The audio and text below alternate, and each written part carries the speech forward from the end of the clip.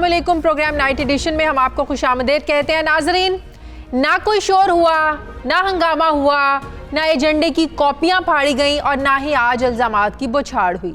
कौमी असम्बली में कल जिन बिल्स की मंजूरी के लिए हंगामा हुआ था, आज पहले सेनेट और फिर कौमी असम्बली से वही बिल्स ऑपोजिशन की 4 तरमीम शामिल करने के बाद बासानी, बड़े आराम से, बड़े सुकून से मंजूर कर लिए गए। सेनेट और कौमी असम्बली ने FATF की ग्रे लिस्ट से निकलने के लिए अक़वाम मुत्तहिदा सिक्योरिटी काउंसिल तरमीमी बिल और इंसदाद दहशतगर्दी एक्ट तरमीमी बिल की कसरत राय से मंजूरी दी। ऑपोजिशन की दोनों बड़ी जमातों ने इन बिल्स की हिमायत की, जबकि सिर्फ जमीयत उलमा इस्लाम फ़े ने इन बिलों की मुखालिफत की। जमीयत उलमा इस्लाम फ़े ने बिल्स की मुखालिफत करते हुए कहा कि अक़वाम मुत्तहिदा की करारदादों पर मिनवान अमल करना दुरुस्त नहीं, हम आंखें बंद करके कोई भी बात तस्लीम नहीं कर सकते। जबकि आज बिल की मंजूरी के बाद वज़ीर ख़ारजा शाह महमूद कुरैशी का कहना था कि आज साबित हो गया कि मुल्की मफादात को ज़ाती मफादात पर तरजीह नहीं है।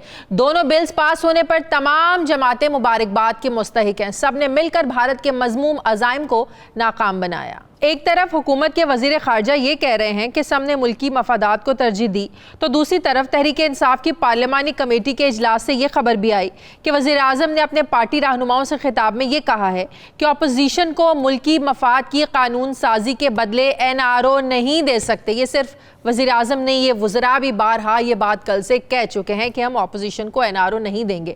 अपोजिशन बिल्स की मंजूरी में साथ ना भी देती तो पार्लियामेंट के मुश्तरका इजलास से बिल हम मंजूर करवा लेते। सवाल ये है कि हुकूमत की जानिब से आखिर एक बार फिर NRO की बाज़गश्त क्यों शुरू कर दी गई है। सवाल यह है कि जिस तरह आज FATF से मुतालिक कवानीन पर एक अच्छे माहौल में, खुशगवार माहौल में कानून साजी हुई, नैब कवानीन में ऐसे तरमीम क्यों नहीं हो सकती। नैब कवानीन में तरमीम पर रुकावट हुकूमत की जानिब से है या फिर वाकई अपोजिशन की जानिब से है। मैं बात करूंगी, मुझे ज्वाइन किया है सेनेटर फैसल जावेद साहब ने। अस्सलाम वालेकुम, बहुत बहुत शुक्रिया फैसल जावेद साहब आपका।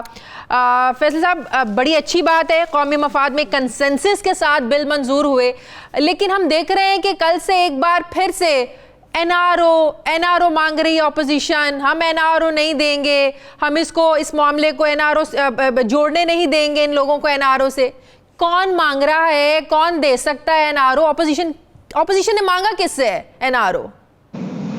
जी अस्सलाम वालेकुम शाजिया, बहुत बहुत शुक्रिया। पहले तो पूरी कौम को मुबारक हो कि आज पाकिस्तान की फतह हुई है और भारत की शिकस्त हुई है। भारत ये कभी भी नहीं चाहता कि पाकिस्तान जो है वो ग्रे लिस्ट से निकले। उसने पूरी कोशिश की, लेकिन पाकिस्तान ने खारजी महाज पर भी और जो लीगल रिक्वायरमेंट्स थी हमारे लॉज के अंदर, लेजिस्लेशंस करनी थी, उसमें भी आज कामयाबी हासिल कर ली है। तो ये सबके लिए खुशी की बात है और इंशाल्लाह हमारा मुल्क तरक्की करेगा, आगे जाएगा और नेशनल इंटरेस्ट पे सबको यकजहती दिखाना चाहिए और दिखाई। इस पे बहुत बहुत मुबारक हो सबको। अब आए NRO कौन मांग रहा है? NRO वही मांग रहे हैं जिन्होंने पहले दिन से, जब हमारी गवर्नमेंट आई, प्राइम मिनिस्टर का पहली स्पीच पार्लियामेंट में कर रहे थे तो इन्होंने शोर शराबा किया। उसके बाद ब्लैकमेल करते रहे, घंटों पे अपनी तकारीरें करते रहे floor of the house, corruption, money laundering के अपने लीडरान को बचाते रहे। इसके साथ साथ जब कश्मीर कॉज सामने आया, उठा पूरी दुनिया में, तो ये कंटेनर लेकर के आगे कश्मीर कॉज को बैक बर्नर पे डाल दिया और अपने कंटेनर को सामने ले आए। उसके बाद joint session of the parliament हुकूमत ने बुलाया यूनिटी शो करने के लिए कश्मीर के ऊपर, उसको इन्होंने एक्सप्लॉइट किया। और कोरोना वायरस, जिस पे पूरी दुनिया आज तारीफ कर रही है कि इमरान खान ने न सिर्फ कोरोना वायरस को बल्कि अफलास को, भूख को, हंगर को भी बहुत अच्छी तरह से कंट्रोल किया, अल्लाह का शुक्र है। उसको भी इन्होंने कंट्रोवर्शियल बनाने की कोशिश की थ्रू आउट। तो ये सारी ब्लैकमेलिंग टैक्टिक्स, और कहते हैं जी कौन सा NRO, तो वो है NRO ये वाला, मैं आपको स्क्रीन पे दिखा देता हूँ जी। ये है वो NRO, ये इनकी तरफ से ये डिमांड्स हैं, ये ओपोजिशन की तरफ से ये डिमांड्स हैं, ये काफी तजावीज़ हैं, ये तजवीज़ नहीं इनको कह सकते, इनको आप कह सकते हैं कि ये इनकी एक विश लिस्ट है, क्योंकि ये 38 में से जो शिकें हैं ना 38 38 उसमें से ये कहते हैं कि 34 तरामीम कर दें, 34 तरामीम कर दें। अच्छा, उसमें बड़े मजे की बात ये शाजिया, मैं आपको ये बताता हूँ कि ये एनआरओ कैसे है। कुछ चीदा ये भी जरा बता देना कि रेजिडेंस हुकूमत को किन किन पे है, जरा ये भी बता देना। रिजर्वेशन प्लस 34 पे है ना, सारी 34 जो इनकी हैं वो एनआरओ ही है। अब इसमें से मैं चीदा आपको बता देता हूँ जो आपने कहा है। देखिए, पहली चीज ये कहते हैं कि 1999 से पहले जितना कुछ जो कुछ चोरी डाका डकैती डली वो एनआरओ चाहिए उस पे हमें, क्योंकि वो केसेस ना चल सके, नैब में ना चल सके। देखिए, बार-बार एनआरओ कर रहे हैं, एनआरओ आप लोग दे नहीं सकते। आपको पता है कि माजी में कौन देता रहा, कौन मांगता रहा। वजीर आजम इमरान खान एनआरओ जब दे नहीं सकते तो बात क्यों आप लोग करते हैं? क्या आप लोगों के इख्तियार में है उनको एनआरओ देना? नहीं है। ये कहते रहे कि इमरान खान एनआरओ कहते हैं कि कौन मांग रहा है, तो ये वही एनआरओ है जो उसका इमरान खान कहते थे कि हमारे सारे केसेस जो माफ करा। चौधरी शुगर मिल्स है इसमें, सरे महल है इसमें, 99 तक इन्हें हलाला चाहिए ना, मेफेयर अपार्टमेंट्स हैं, हुदैबिया केसेस सारे इसमें आते हैं। दूसरी चीज कहते हैं कि 1 अरब से नीचे का केस नहीं चलेगा, यानी कि 99,99,999 तक की करप्शन करने दें। 1 रुपया कम करते हैं तो उस पे हमें कुछ ना कहें। मनी लॉन्ड्रिंग कहते हैं कि नैब के उसमें से खाते से निकाल दें। चले, ये तो उनकी चीज होगी ना। आप जरा ये बता दें कि इल्जाम की स्टेज पर 90 दिन के लिए भी शख्स को अंदर रखना ठीक है? देखिए, आप देखें, एक शाजिया सीधी सी बात है, 5 साल पीपल्स पार्टी के रहे, 5 साल PMLN के रहे, 10 साल में ये कोई नैब के कानून में तरमीम नहीं कर सके। हम तो इन्हें कहते हैं कि हम ये करने जा रहे हैं, जो उसमें सुखम है उनको ठीक करना चाहिए। ये सुखम नहीं है कि अब किसी पे इल्जाम साबित नहीं हुआ है, आप 6 कैद में रख रहे हैं, 9 महीने कैद में रख रहे हैं, ये सुखम नहीं है। ठीक बात कह रही हैं आप ठीक बात कह रही हैं। डिबेटेबल चीजें हैं, कंसेंसस पैदा करना चाहिए। इस किस्म के कई फ्लॉज हैं जिनको हमें ठीक करना चाहिए। इस पे वी आर ओपन, हम कहते हैं आए, लेकिन लेजिस्लेशन कोई भी हो शाजिया, वो पर्सन स्पेसिफिक नहीं हो सकती। वो लेकिन आप लोग तो बात करने के लिए तैयार नहीं है ना इन तरामीम पर। चले मिल बात तो हो सकती है ना, आप लोगों ने तो सिरे से रिजेक्ट कर दिया सब कुछ। बात तो हो सकती है, लेकिन एनआरओ पे तो बात नहीं हो सकती ना। इमरान खान ने एनआरओ पे तो समझौता, इनको एनआरओ तो नहीं देना ना। पेट वर्ड बना लिया आप लोगों ने ऑपोजिशन के लिए एनआरओ। हाँ, ये एनआरओ है हजूर, ये है वो एनआरओ जिसको ये कहते हैं। ये देखिए ना, 1 हो 2 हो 10 ऑपोजिशन कहती है कि हुकूमत अपने लोगों को एनआरओ देना चाहती है। अभी आपने बिलावल भुट्टो का सुना, वो कहते हैं मालूम जब्बा पे आप लोग एनआरओ देना चाहते हैं, आपके बड़े वजीरों मुशीरों पे उनके केसेस नैब में चल रहे हैं, आप लोग उनको एनआरओ देना चाहते हैं। भाई, जिस तरह आप लोग शिकायत कर रहे हैं इस तरह उनके भी तहफ़्फ़ुज़ात हैं आप लोगों की तजावीज़ पर। कमाल बात करते हैं। हमारे तो लीडर वो हैं जो कि खुद ही अपने आप से उन्होंने शुरू किया। पहले तो उनका सारा हुआ, ऑडिट हुआ, अल्लाह के करम से सुरखरू निकले, एक पाई का उन्होंने हिसाब दिया, अपने एसेट्स डिक्लेयर किए और तब बात की थी। ये कोई 10-15 साल पहले, और वेबसाइट पे चढ़ा दिए, कहा देख लें।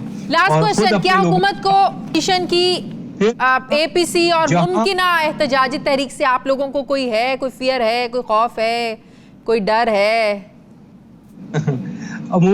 APC तो कोई नहीं है, पहले भी करते रहे हैं। आज तो मौलाना अताउर रहमान जो है सेनेटर हमारे सेनेट में, उन्होंने कहा कि हम PMLN और पीपल्स पार्टी के साथ अब मजीद अपोजिशन में इनके साथ हम नहीं चल सकते। उसकी वजह ये है कि पहले वो कंटेनर लेके जब निकले तो पीपल्स पार्टी और PMLN तो लोग भी नहीं निकाल सके, और इनके लीडर्स कंटेनर पे चढ़ के सेल्फियां उतार के वापस चले गए। तो उन्होंने देखा क्या मजाक है, उनका खैर उनके पास कोई बयानिया भी नहीं है, ये बेचारे भी क्या करें, उनके साथ क्या निकले। लेकिन कहने का मकसद ये है कि अपोजिशन की सफों में तो बहुत कंफ्यूजन है सही। और अवाम में दूर निकल गए हैं, अवाम इनके साथ बिल्कुल भी नहीं है। इन्होंने पाकिस्तान का सत्यानाश किया। मौलाना साहब, ऑपोजिशन की वीज के बाद प्राइम मिनिस्टर साहब की तरफ से क्या डायरेक्शंस हैं कि ऑपोजिशन से बात करनी है या डेडलॉक ऐसे ही रहना है? नहीं देखिए, ये जो है ना, ये वाली चीज नहीं हो सकती। अच्छा, नहीं, ये चीज हो नहीं सकती। बात तो ओवरऑल आप बात तो करते हैं ना, लेकिन एनआरओ हम उनको नहीं दे सकते। ये वाली जो चीज है, ये एनआरओ है, ये कह रहे हैं हमारे केसेस खत्म करें, हमें बस कुछ ना कहें। ठीक है, बहुत बहुत शुक्रिया तहरीक इंसाफ के रहनुमा सेनेटर फैसल जावेद मेरे साथ हैं। नाज़रीन, मुझे प्रोग्राम में एक ब्रेक लेनी है, वापस आते हैं एक छोटे से वक्फे के बाद।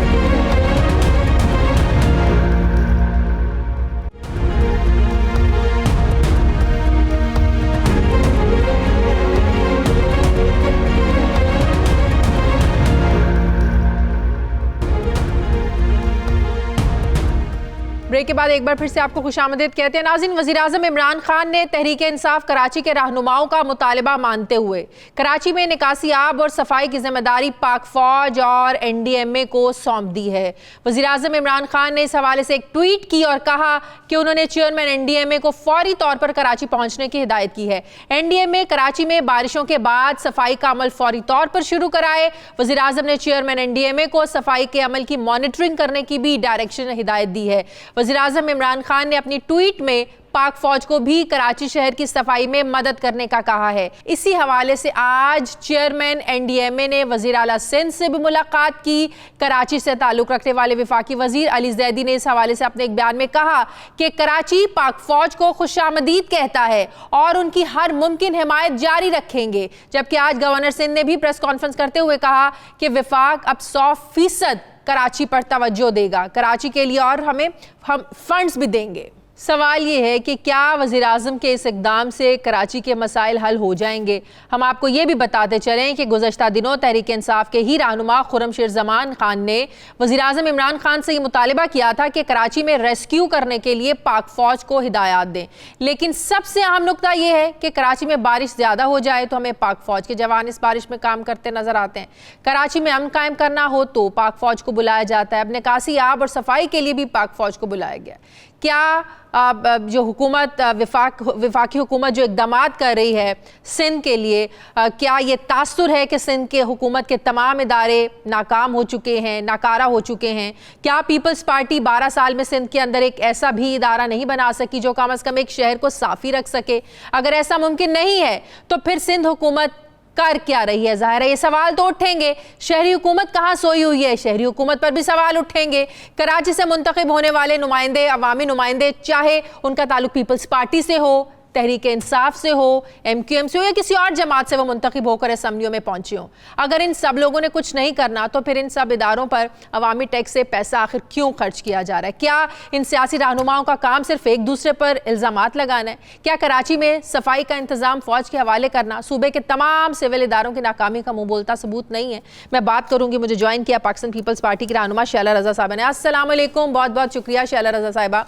शैला रज़ा साहिबा, जिस तरीके से विफाक सिंध के लिए इक़दामात कर रहा है, ख़ास तौर पर सफाई के हवाले से, फिर जो मानसून की बारिशों के बाद जो वहाँ पर हुआ, क्या ये तासुर नहीं जा रहा है कि वाकई सिंध हुकूमत इन इक़दामात में नाकाम हो गई है? पिछले 12 सालों में आप लोग कुछ कर ही नहीं पाए कि आज ये सारे इक़दामात विफाक के कहने पर फ़ौज को करने पड़ रहे हैं? मैं ये समझती हूँ कि वफाक जो है अपने पार्टी के और MQM की नालायकी को तस्लीम कर चुका है, क्योंकि कराची की 6 ZMC में से 4 ZMCs उनके पास है और सबसे तबाहकुन मंजर वहीं पे पेश आए हैं, खास तौर पर डिस्ट्रिक्ट सेंट्रल में, जिसके नालों की सफाई इन्होंने नहीं की। इनको 15.5 बिलियन रुपए दिए जा चुके थे, इनके पास नफरी है, इनके पास टाइम था, लेकिन इन्होंने काम नहीं किया और न ये पूरे साल काम करते हैं। अगर इमरान खान साहब को 162 रुपए अनाउंस करके और उसमें से सिर्फ 162 पैसे भी न देकर अब ख्याल आया है तो अपने लोगों की नालायकी पे आया है। और दूसरी बात यह है कि लास्ट ईयर सिंध के जो शहरी इलाकों के, खास तौर पर कराची और हैदराबाद के शहरी इलाकों के जो मंसूबे थे चलते हुए वफाक के, इन्होंने उसका फंड रोक लिया था और उसका फंड नहीं दिया था। पिछले दिनों इनके एमएनए नजीब साहब ने इस्तीफा दिया, कराची से किया कोई वादा मैं पूरा नहीं कर सकता। फिर आमिर लियाकत का भी शिकवा नजर आया, हालांकि फिर इन्होंने 15-15 करोड़ रुपए अपने लोगों को देने शुरू किए। उस 15 करोड़ रुपए का भी जो है वो कहानियां आने लगी हैं। मैं नहीं कहती, ये अखबार जो है वो ये बता रहा है कि आमिर लियाकत के हल्के में करोड़ों के ठेके में बेकायदगी, मनपसंद ठेकेदारों को 30 से जायद कामों की पेशगी अदायगियां, 30 करोड़ से जायद के तरक्याती 52 मंसूबे कोरोना की नजर। तो ये इस तरह के मुख्तलिफ लेकिन 12 सालों से लोगों की खबरें हैं पार्टी की आप लोगों की शैला रज़ा साहिबा हुकूमत है। आखिर में सवाल आप लोगों पे उठेंगे, हुकूमत चाहे 24 साल से हर साल बारिशें होती है, कराची पानी पानी हो जाता है। मैं बता रही हूँ आपको, जो भी ये सवाल करता है वो ट्विस्ट करता है अपनी जिम्मेदारी को। सब लोगों को मालूम है कि 30 साल से कराची के मकामी हुकूमत जो है वो MQM के पास थी, अब उसकी हिस्सेदार PTI भी हो गई। हम उनको जो उनके एक्ट के मुताबिक, मंजूर शुदा एक्ट के मुताबिक, जिसको वो अदलिया में भी चैलेंज कर चुके हैं, उसके हिसाब से इन्हें रकम देते हैं। लास्ट ईयर फैसल वाडा जो थे वो नैब में गए थे और उन्होंने कहा था कि वसीम अकरम को 20 महीने में 16.5 अरब रुपए मिले हैं, लेकिन हमें, वसीम अख्तर को, लेकिन हमें कोई मंसूबा शहर में नजर नहीं आता। और अच्छा, नाले की सफाई के लिए वर्ल्ड बैंक ने भी तो एक रकम दी थी, वो कहाँ? नाले तो फिर साफ नहीं हुए। देखिए, ऐसा नहीं है, कुछ नाले जो हैं वो गवर्नमेंट ऑफ सिंध की जिम्मेदारी है जिनको साफ किया गया। इन्होंने नाले साफ करने के बजाय इसमें बोरियां डाली, उसमें पत्थर डाले, ये हर साल यही काम करते हैं। लास्ट ईयर करोड़ों रुपए अली जैदी को मिले, लेकिन उसमें उन्होंने, इन्हें पहले चाहिए था ना कचरा उठाना। जब बारिश हो गई, आप कचरा उठा के साइडों में रख रहे हैं, तो फिर उसको बारिश से चंद दिन पहले आप कचरा उठा रहे हैं, वो गीला कचरा तो मुंतकिल नहीं किया जा सकता ना डंपिंग जगह पे, तो वो उससे में बारिश हो गई। इनके जो शहजाद साहब हैं, शहजाद अवान, उन्होंने 43 करोड़ की लागत से एक ऐसी सड़क बनाई है जिसमें करप्शन के तमाम आलमी रिकॉर्ड टूट गए। ये बल्दिया टाउन कराची PTI के रुकन है, और PTI रुकन के सिंध असेंबली मलिक शहजाद अवान ने भी बल्दिया टाउन कराची में 43 करोड़ रुपए लागत जाहिर करके नाकस मटेरियल, शायद हमारे हाल में यही है, अपनी कारकर्दगी की बजाय, चाहे वो PTI है, चाहे वो MQM है, चाहे वो नून लीग है, चाहे वो पीपल्स पार्टी है, हमें आदत होगी हमने दूसरों पे सवाल उठाने। मैं तो बिल्कुल इन पे उंगली नहीं उठा रही, मैं वो खबरें पढ़ रही हूँ जो अखबार में छपी हैं। अखबार में मेयर कराची का क्या काम नहीं है? मेयर कराची का क्या काम है? उनके पास इख्तियारात नहीं है, उनके पास फंड्स नहीं है क्या? ये किसने आपसे कहा कि इख्तियारात नहीं है? अगर मैं झूठ बोल रही हूँ तो लास्ट ईयर फैसल वाडा बोला था, फैसल वाडा ने झूठ बोला था, जो वो नैब में गए थे कि 16.5 अरब रुपए 20 महीने मिले। और मुस्तफा कमाल जो कि अब बात कर रहे हैं कि इन्हें 15.5 अरब रुपए मिल चुके हैं, वो झूठ बोल रहे हैं। ये सब भी अपना किया जो है उसका इनका मसला है। कराची के नालों पे तजावुजात इन्होंने बनाई, चाइना कटिंग करके इन्होंने नालों से मुल्हिका इलाकों की भी जिंदगी अजीरन कर दी। नतीजा ये होता है कि ये नाले, एक तो ये साफ नहीं करना चाहते, ये उनमें बोरियां डालते हैं, ये उनमें लिहाव डालते हैं, बड़े पत्थर डालते हैं, और फिर वो इलाके जिनके ऊपर तजावुजात हैं वहां पे तो हो ही नहीं सकता। तो नतीजा यह है कि लोगों के घरों में जाता है। ठीक है, बहुत बहुत शुक्रिया। पाकिस्तान पार्टी की रहनुमा शैला रज़ा साहिबा मेरे साथ थी, बहुत शुक्रिया आपका। नाज़रीन, मुझे प्रोग्राम में एक ब्रेक लेनी है, वापस आते हैं छोटे से वक्फे के बाद।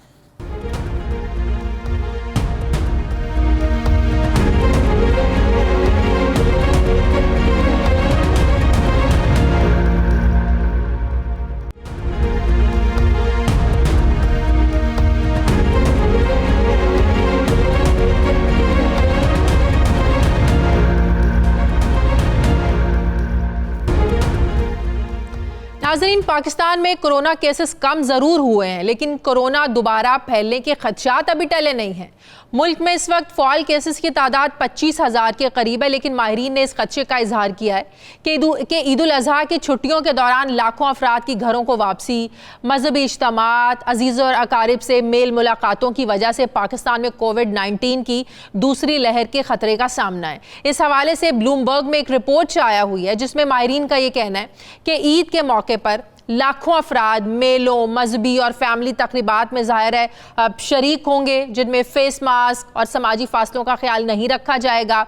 वुहान में चीनी नए साल की तरह ईद उल अजहा पाकिस्तान और खित्ते के लिए संगीन सूरत हाल पैदा कर सकती है।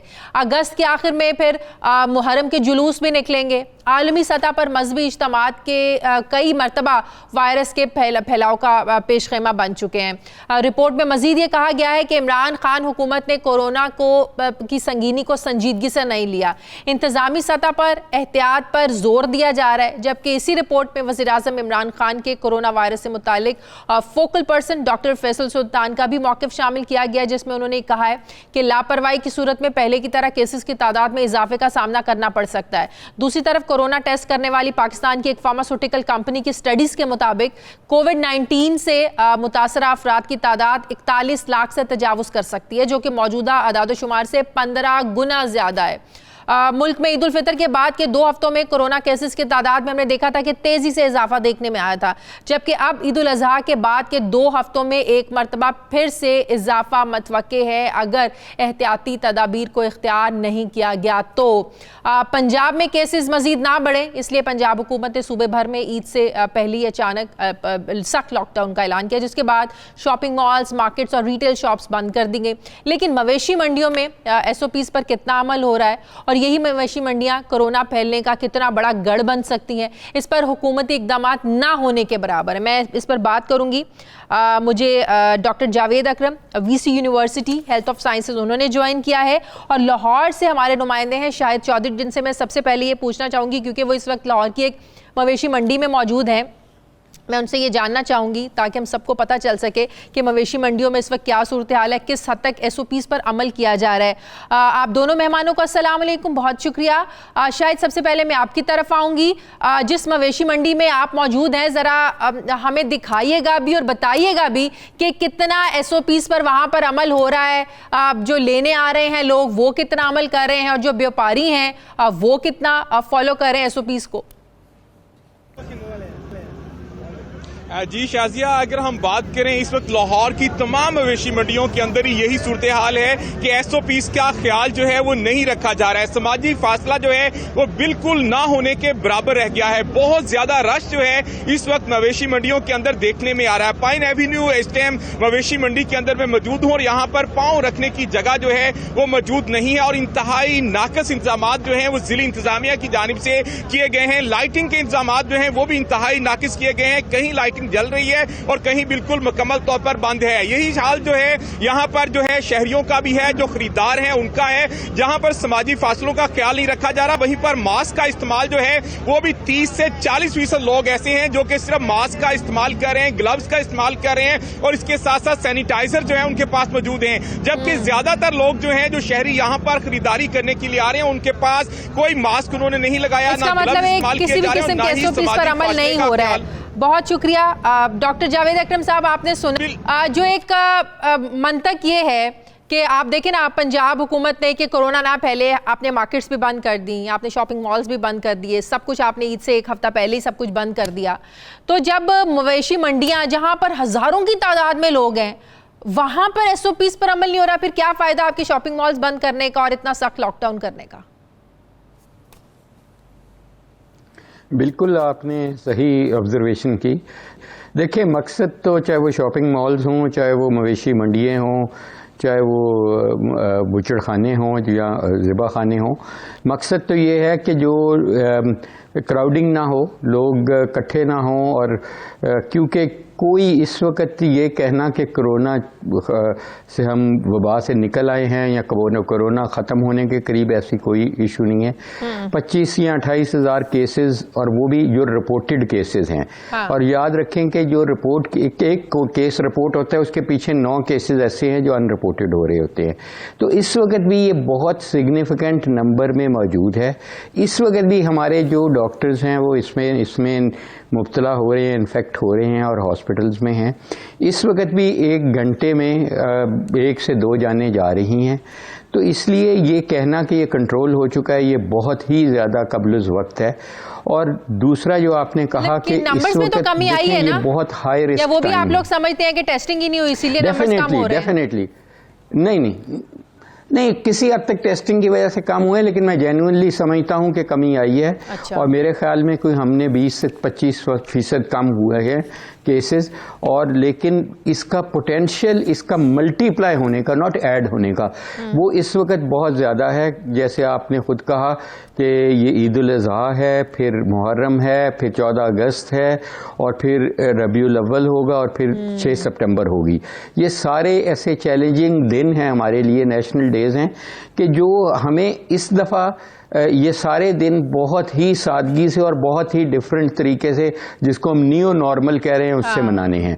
क्योंकि देखें ये, लेकिन एक और चीज समझ में नहीं आ रही ना। देखिए, एक सूबा तो बड़ा सख्ती से लॉकडाउन जो है ना वो उसने कर दिया और कोशिश भी कर रहे हैं कि अमल भी हो, लेकिन बाकी सूबों में तो ऐसी कोई सिचुएशन नहीं है। वहाँ मार्केट्स भी खुली हैं, सब कुछ खुला है, लोग ईद की शॉपिंग्स भी कर रहे हैं। तो फिर ऐसे कैसे हो सकता है कि एक सूबा जिसने सब कुछ खत्म किया है, बाकी सूबों में अल्लाह ना करे अब केसेस बढ़ जाते हैं क्योंकि आपने वहाँ मार्केट्स बंद नहीं की, ईद की शॉपिंग की वजह से रश हो रहा है। एक सूबा मुतासिर होता है तो ऐसे कैसे हो सकता है दूसरा सूबा बचा रहे, भले उसने सख्त लॉकडाउन किया हो?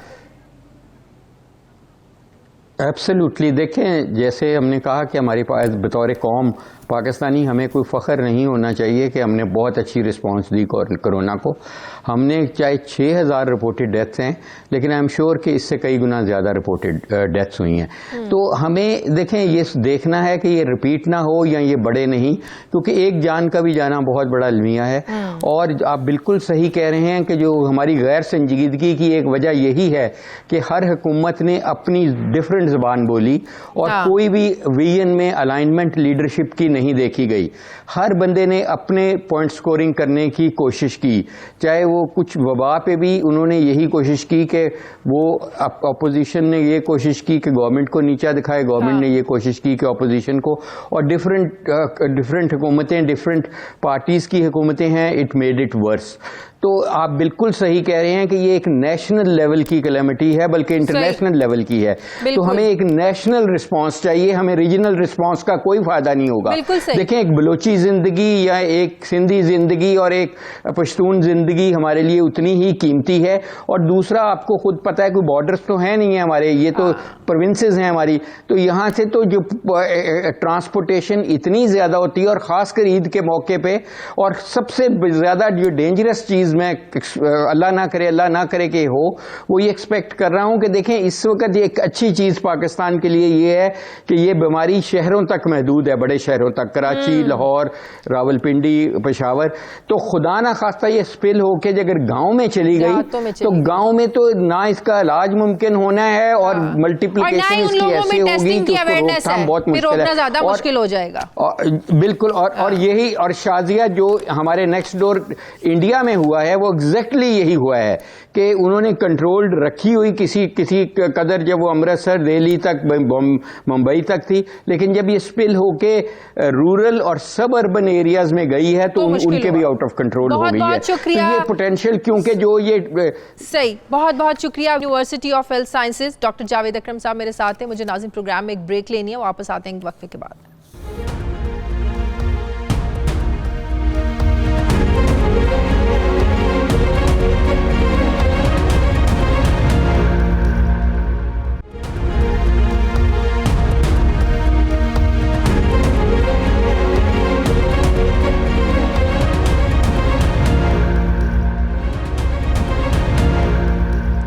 ब्रेक के बाद एक बार फिर से आपको खुशामदीद कहते हैं। नाजरीन, क्या नवंबर में होने वाले जो अमरीकी इंतखाबात हैं ये मुलतवी हो सकते हैं? इस हवाले से अमरीकी सदर डोनाल्ड ट्रंप ने नवंबर में होने वाले सदारती इंतखाबात को मुलतवी करने की तजवीज़ दी है ताकि अवाम महफूज तरीके से वोट डाल सकें। सदर ट्रंप ने यह भी कहा कि मेल इन बैलेट यानी डाक के जरिए भेजे गए वोट से जाली नतायज जो हैं ये बरामद होंगे। अमरीकी सदर डोनाल्ड ट्रंप ने आज एक ट्वीट किया और लिखा कि यूनिवर्सल मेल इन वोटिंग के साथ 2020 के इंतखाबात तारीख के सबसे ज़्यादा गैर यकीनी और फ्रॉड इलेक्शंस होंगे। ये अमेरिका के लिए एक बहुत बड़ी शर्मिंदगी होगी। इंतखाबात को उस वक्त तक मौखर करें जब तक लोग मुनासिब और महफूज तरीके से वोट डालने के काबिल ना हो जाएं। सदर ट्रंप काफ़ी अरसे से डाक के जरिए वोटिंग के खिलाफ बातें करते रहे। उनका कहना है कि इससे धांधली हो सकती है, लेकिन अमरीकी कवानीन के मुताबिक सदर को इलेक्शन मुलतवी करने का इख्तियार नहीं है, बल्कि सिर्फ कांग्रेस ही इंतखाबात की तारीखें तय करने की मजाज है। आइन में 21 जनवरी के लिए मुकर्रर करदा सदारती हलफबरदारी की तकरीब में ताखीर के लिए भी कोई शक मौजूद नहीं है। सदर ट्रंप ने हालिया महीनों में बगैर किसी सबूत के ये दावा किया है कि कोरोना वायरस की वबा के दौरान आइंदा इंतखाबात के लिए मेल इन बैलेट सिस्टम इनके खिलाफ नताइज का जो है ना इसकी वजह बनेगा। अभी सदर ट्रंप इस निज़ाम पर इल्ज़ामात लगा रहे हैं, लेकिन माजी के सदारती इंतखाबात में वो खुद और उनकी इंतजामिया के बेशतर अरकान बजरिया डाक वोट डालते रहे हैं। मेल इन बैलेट के बारे में आपको बताते चले कि मेल इन बैलेट का इस्तेमाल बैरून मुल्क मुकीम सर्विस मेंबर्स को भी वोट डालने की सहूलत फराहम करता है और 5 रियासतें जिनमें वाशिंगटन है और हवाई है और दूसरी 4 रियासतें शामिल हैं, इन शहरियों को हर इंतखाबात के दौरान बजरिया डाक वोट डालने का हक देती हैं। दूसरी तरफ डेमोक्रेटिक कानून साजों ने बिलखुसूस कोरोना वायरस की वबा के दौरान मेल इन बैलेट की ज़रूरत पर जोर दिया है। न्यूयॉर्क, एरिजोना और मिशिगन जैसी रियासतों ने भी अपने वोटिंग कवायद में नरमी की है ताकि किसी भी शहरी को इंतखाबात के दौरान डाक के जरिए वोट डालने की इजाज़त दी जा सके। जबकि इंतखाबी अमल के माहिरीन का यह मानना है कि डाक के जरिए डाले गए वोट्स में धांधली का जो इम्कान है ये ना होने के बराबर है। जबकि इस हवाले से तारीखी पस मंजर भी पेश किया जा रहा है कि अमरीकी रियासत ओरेगॉन में 1998 में 1,50,00,000 से ज़्यादा वोट्स में डाक के जरिए भेजे गए और वोट्स में फ्रॉड के महज 14 वाक़यात सामने आए थे। लेकिन इन हक़ाइक़ के बावजूद सदर ट्रंप ने अपने इन दावों की सख्ती से इस पर वो कायम है कि इस निज़ाम से इंतखाबात में यकीनी धांधली होगी, जिससे अब ये खदशात जन्म ले रहे हैं कि या तो प्रेसिडेंट ट्रंप को इन इंतखाबात में कोई शिकस्त का खौफ है और अगर वो नवंबर के इंतखाबात हार गए तो वो इन नताइज को तस्लीम नहीं करेंगे। इसी पर मैं बात करूंगी। मुझे ज्वाइन किया है डेमोक्रेट पार्टी के रहनुमा ताहिर जावेद साहब ने। अस्सलाम वालेकुम, बहुत बहुत शुक्रिया ताहिर जावेद साहब, आपने वक्त दिया। सबसे पहले तो ये बताइएगा, क्या माजी में ऐसी कोई मिसाल मिलती है कि अमरीकी इंतखाबात जो हैं वो मुलतवी हुए हों, आगे उनकी डेट ले जाई गई हो कुछ खास वजूहात की वजह से? देखें जी, रिसेंट दिनों के अंदर जो मॉडर्न हिस्ट्री के अंदर तो ऐसा कभी भी नहीं हुआ और इसको करने के लिए फार्मूला तो है कि इनको आर्टिकल जो कॉन्स्टिट्यूशन के आर्टिकल 2 के सेक्शन 1 के अंदर इनको जाना पड़ेगा हाउस के अंदर और उसके अपना उसकी जो कांग्रेस है वो उसकी अप्रूवल देगी और उसके बाद इसको, लेकिन ये होता नजर नहीं आ रहा क्योंकि इस वक्त सिर्फ एक शख्स है जो इसकी बात कर रहा है और that is Donald Trump himself. उसकी रीजन सब लोगों को समझ में आ रही है कि उनके पोल्स के अंदर जो उनकी डिफीट है वो बिल्कुल वाजे है। उनकी जो उन्होंने जो हैंडल किया है कोरोना को, ये उस वायरस को जिसको चाइना का वायरस बोलते थे आज अमेरिका का वायरस बन गया है, तो ये इनकी ही कारकर्दगी से बना है। तो इसके ऊपर इनको नजर आ रहा है कि लोगों की बिजनेसेस बंद पड़े हैं, जॉब्स खत्म हो चुकी हैं, highest level of unemployment file हो चुका है, इकोनॉमी बिल्कुल बंद है, dozens and dozens companies are in bankruptcy। तो इन हालात के अंदर जब इलेक्शन होगा तो इनको इलेक्शन हारना है, ये इलेक्शन हारते नजर आ रहे हैं। मेल इन बैलेट में क्या कोई वाकई धांधली का कोई चांस होता है? मेल इन बैलेट के अंदर धांधली का देखें जी, सिंपल कहानी है। वो मेल इन बैलेट आप रिक्वेस्ट करते हैं कि आपके घर पे पहुंच जाए, आपके घर पे पहुंचता है, आपके पोजेशन में होता है जो वोटर है, वोटर उसको खुद पकड़ के करने के बाद मेल में वापस डाल देता है, जो वापस चला जाता है। यहाँ पे किसी भी थर्ड पार्टी इसको हैंडल नहीं करती। इट्स बिटवीन दी जो फेडरल एजेंसीज जो पोस्टल सर्विस और वो शख्स जो वोट डाल रहा है। अच्छा, अगर किसी जगह पे अगर कोई गलती हो जाए या मिसप्लेस हो जाए वोट, तो वो 1 वोट है, मिसप्लेस हो सकता है ना, कभी वो मेल के जरिए पहुंचे नहीं। अदर देन दैट के भी एक शख्स का वोट दूसरे शख्स को पहुंच चला जाए, उसकी तो किसी जगह पे कहानी नहीं, क्योंकि कोई ऐसा तो है नहीं कि भाई कोई थर्ड पार्टी इसको हैंडल कर रही है। और ये चीज नॉर्मली हर स्टेट के अंदर 65 एज के ऊपर के लोग एक्सरसाइज करते थे। जो लोग हॉस्पिटल्स में बैठे हुए हैं, नर्सिंग होम्स में बैठे हुए हैं, जो उठ के जाके वोट नहीं डाल सकते थे, वो सालों साल से इसी तरह वोट डाल रहे हैं। तो आप लोगों को क्या लगता है कि प्रेसिडेंट ट्रंप के अंदर, चले खौफ कह लें, शिकस्त का खौफ कह लें, ये किस वजह से है? सिर्फ कोरोना की वजह से जो हालात पैदा हुए उनको हैंडल करने में वो नाकाम रहे, या कुछ और उनकी पॉलिसीज ऐसी जिस पे आज शायद उनको ये रियलाइज हो रहा है, जिसकी वजह से ये कह रहे हैं कि वो उन पॉलिसीज की वजह से अमेरिका को नुकसान पहुंचा, मैशियत को नुकसान पहुंचा, लोग खुश नहीं थे उनसे। खास तौर पर कह रहे हैं कि इन इलेक्शन में जो स्याह फार्म वोटर है वो जा सकते हैं डेमोक्रेट की तरफ, आप लोगों को ये वोट आ सकता है। क्या आप समझते हैं कि ये सारी वो रीजन हैं जिसकी वजह से उन्हें खौफ है? मल्टीपल रीजन है, एक रीजन नहीं है। सबसे बड़ी रीजन ऑब्वियसली इनकी जो मिस हैंडलिंग कोविड के ऊपर है, हाँ। उसने आगे फर्दर बहुत सारे इश्यूज खड़े कर दिए। इकानमी उसकी वजह से मजीद खराब, इकानमी पहले भी सिंगल ट्रैक इकानमी थी, ऑयल एंड गैस के अलावा इन्होंने किसी चीज के अंदर कोई रिवाइवल नहीं किया था। और ऑयल एंड गैस के अंदर भी जो चीज डिफरेंस आपको नजर आ रहा था, वो आपको ऑयल एंड गैस में नजर आ रहा था बाई किलिंग एथेनॉल। सो उसके भी एक पोर्शन को खत्म करके दूसरे को बूस्ट किया गया था, और सिंगल ट्रैक थी वो। उसके बाद जब कोविड आया तो सारी चीजें अपने आप को सस्टेन कर ही नहीं सकी, बल्कि ऑयल एंड गैस तो कोविड से खत्म हो चुकी थी। फिर उसके बाद अनएम्प्लॉयमेंट का जो हो गया, अनएम्प्लॉयमेंट के अलावा जो बैंक्रप्सीज के अंदर हुआ। लेकिन इन सारी चीजों के बावजूद इन्होंने पूरी कौम को, पूरी नेशन को डिवाइड किया है, रेसिज्म के अंदर डिवाइड किया है, हिस्सों बकरे कर दिए हैं।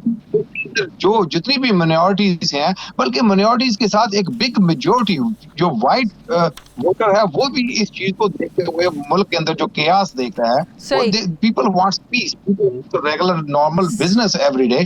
तो ये बहुत सारी चीजें जो इकट्ठी होने के बाद फिर इनका जो बिल्कुल सही, इसका मतलब ये कि दुनिया से आइसोलेट किया है। सही। आप लोगों का कहना है ये प्रेसिडेंट ट्रंप का कोई अपना पर्सनल उनकी ख्वाहिश हो सकती है, उनका खौफ हो सकता है शिकस्त का, जिसकी वजह से वो इंतखाबात को मुलतवी करने की बात कर रहे हैं। बहुत बहुत शुक्रिया डेमोक्रेट रहनुमा तारिक जावेद साहब मेरे साथ हैं। नाज़रीन, हमारे आज के प्रोग्राम का एडिटोरियल।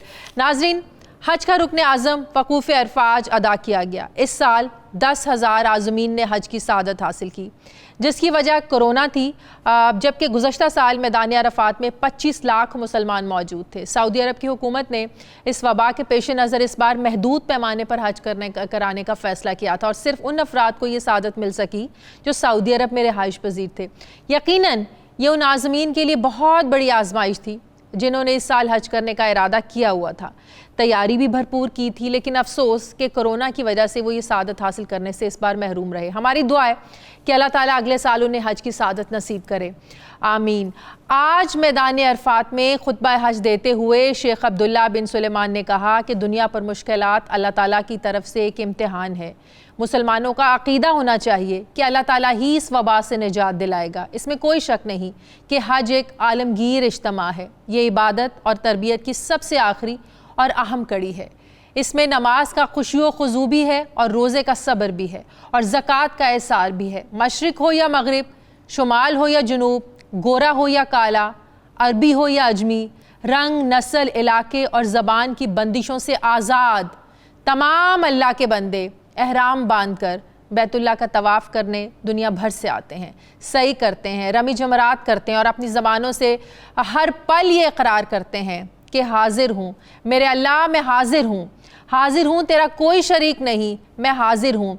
यकीनन तारीफ़ सब तेरे लिए है, नेमत सब तेरी है, और सारी बादशाही तेरी है, तेरा कोई शरीक नहीं, यकीनन तेरा कोई शरीक नहीं। हम गुनहगार हैं, खताकार हैं, तमाम मसाइब इंसान के गलत अमाल की वजह से आते हैं, लेकिन दरगुजर करने वाली और मुआफ़ करने वाली तेरी ज़ात है।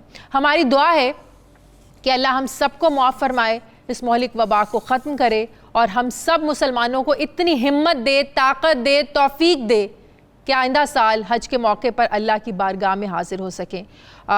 वो एक बार फिर दुनिया के मुसलमानों के आलमगीर इज्तिमा का मंजर देखना सबको नसीब हो, आमीन। नाज़रीन, ये था हमारा आज का प्रोग्राम के लिए आप हमें फ़ीडबैक ज़रूर दीजिएगा। अपना ख्याल रखिएगा, मुझे इजाज़त दीजिए, अल्लाह।